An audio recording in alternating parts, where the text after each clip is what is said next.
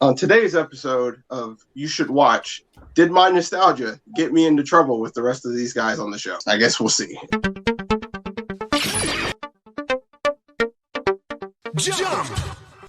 Today we're talking about Our Friend Martin. Our Friend Martin is a 1999 animated short film, direct-to-video if I remember correctly, that follows a kid named Miles, and I had to stop myself from saying Morales. His name is Miles Woodman, and his best friend Randy Smith, and they go back through time somehow, and they meet Martin Luther King Jr. through various stages of his life. So this is You Should Watch Black History Month edition. I have all my guys here with me. I'm Old Hunter Rage. I have with me Animus Prime JR. What is up, peoples?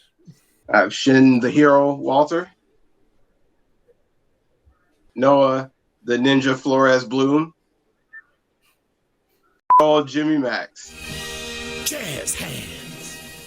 Our Friend Mark. This decision was definitely driven by nostalgia because the last time I saw this, I was in elementary school, and they would show this. I want to say it was either every Black History Month or it was every Martin Luther King Jr.'s day or whatever he was. They would show it every time on the big TV that was like hung from the ceiling. I remember it being pretty good, and upon watching it again, we'll get into it. Quick thoughts from everyone before we start getting into spoilers. Or had anybody before this, had anybody seen it before? No, sir.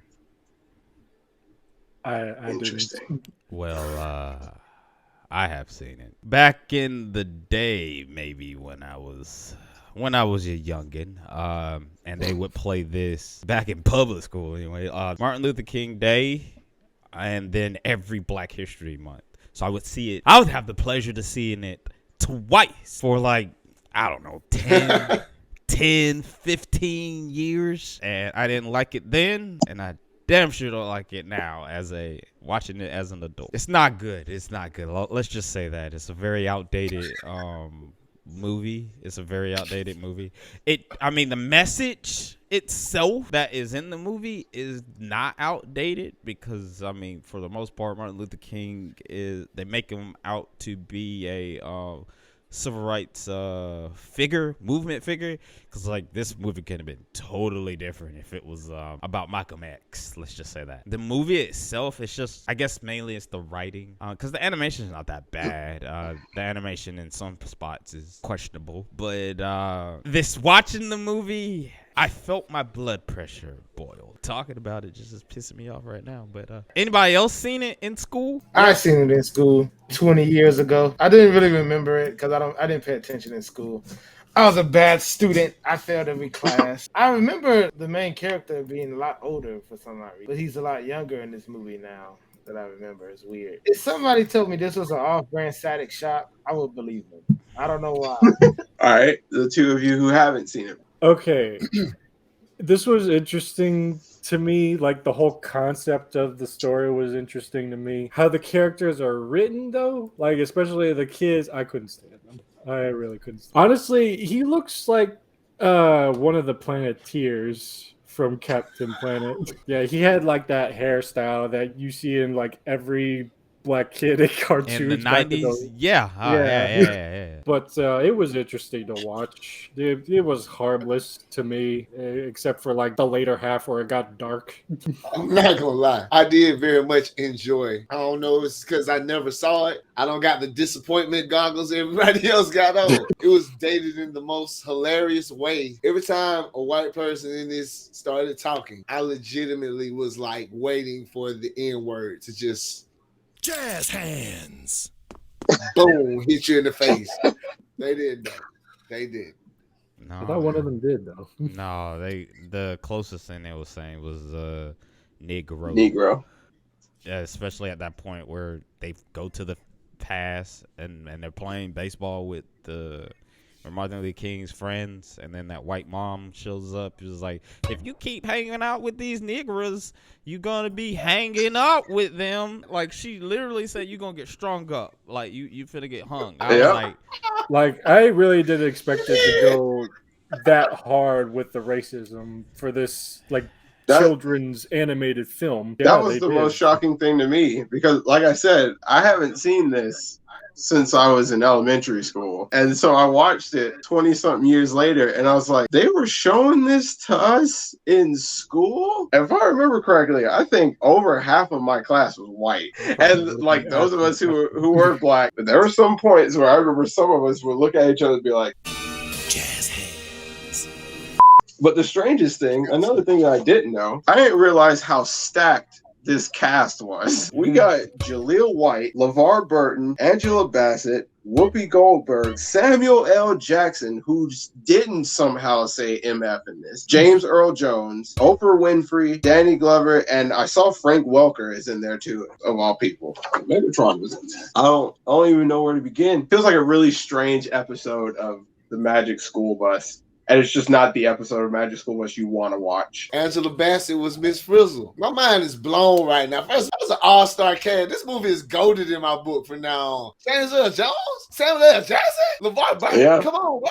Go City. I take back any bad things I had to say about this movie.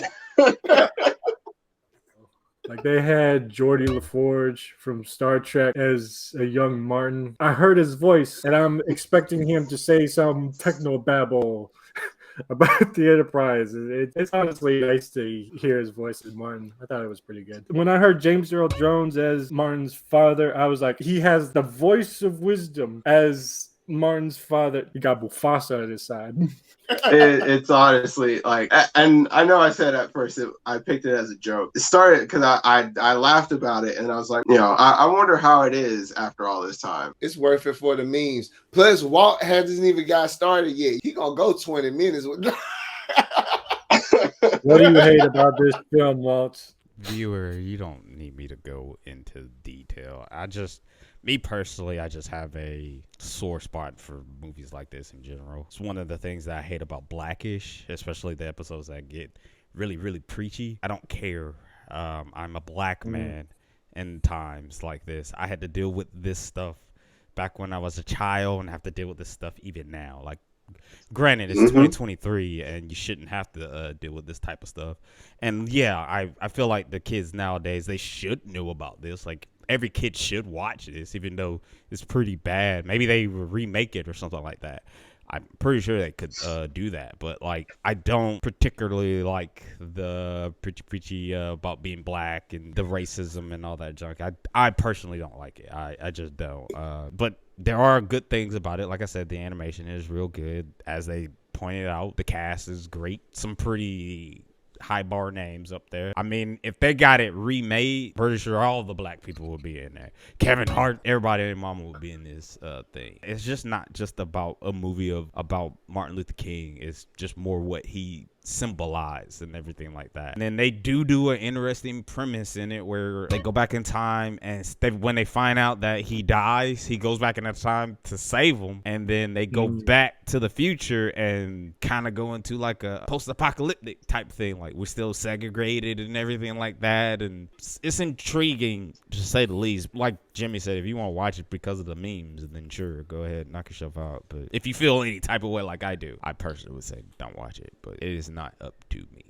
My whole thing about the film was I was interested about the time travel aspect of it. I thought that if done well, it would have been very educational. But the whole thing with preventing Martin Luther from dying, I don't know what exactly he changed to have him not get killed, but I don't know if the future would have been like what they returned to when they went back to the future, or maybe it was because he took Martin out of that timeline and then Martin didn't exist. Okay, yeah, I think that was what happened. Yeah, other than that, the movie itself had an interesting premise. It kind of felt like a Star Trek episode at times with the time traveling. Yeah, I'd have to agree because it very much did have an interesting premise. The way they handled the message, like you, Walt, were saying, is extremely heavy-handed and it's very preachy. When they get preachy like that, I feel like it does more to divide people than it does to bring them together, because all it does is it sounds like you're pointing out the negatives about these things when you know there are positives, like the whole thing, they're preaching about being black and it's an honor and all that kind of stuff. Martin Luther King's message was about unity, and they had it going with his best friend being Randy, who's voiced by, I think it's Lucas Black from the third Fast and Furious movie, so that was shocking. Yeah, the messaging in it, I feel like sometimes does more harm than good, and that I feel like that problem still prevails today. Yeah, I don't have much else to say. We can rate this thing out of 5. Walter, what are you giving it? Are you going to recommend this to someone, or like I said, even though it's a rough part of history and everything like that, it does insinuate the unity thing, and it does paint Martin Luther King in a good light and everything, because it takes his best moments and his most popular moments from his life and everything like that. And again, I would say kids should watch it. I mean, they really should probably remake it, because I mean, you still need to show all that stuff because it still happens. It's still part of history. It's just like how the world is. Like, if you don't know your history, you're doomed to repeat it. Yeah, I would still say kids. I would at least want my nephew to watch it. But other than that, do I recommend it to like an adult? Heck no, I don't. I do not. Personally, I give it a 0. That's just me. I don't know how the rest of y'all feel about it, but Noah, what do you give it out of 5? I'm gonna give it a 3. I don't think that's a fair thing for it. It wasn't bad. I enjoyed watching it. It wasn't like I can't wait for this shit to go off. I'm gonna give it a 3. 3 Martin Luthers. Jimmy, what do you give? All right, so I thought that the whole Back to the Future, John Connor black man saved the world. I thought that was great. I feel like this movie is goated in my books. I've never seen it. It's my first time. I'm black, y'all. I'm black, y'all. I'm black as a black, and I'm black, y'all. And I'm black, y'all. And I'm black, y'all. And I'm going to give it 5 goated black actors out of 5. JR, what do you get it? Going through this movie, it was an interesting experience to watch. It's dated, but it's a solid film. Like, the whole Back to the Future thing kind of threw me for a loop, but yeah, I give this 3 Martin Luther heads. Oh, it was more positive than I thought it was going to be. I give it a 2. I see what they were going for. It's probably the best they could have done at that time, maybe. I feel like people should still watch this at some point. You guys in the comments, tell me if you've seen it. When's the last time you watched it? And if you watched it again recently, and if it's been different for you, tell us if you like the cast, because the cast is incredible. And this has been Toonium. I've been Old Hunter Rage, and we'll see you guys in the next one. Peace. I know that you'll be back.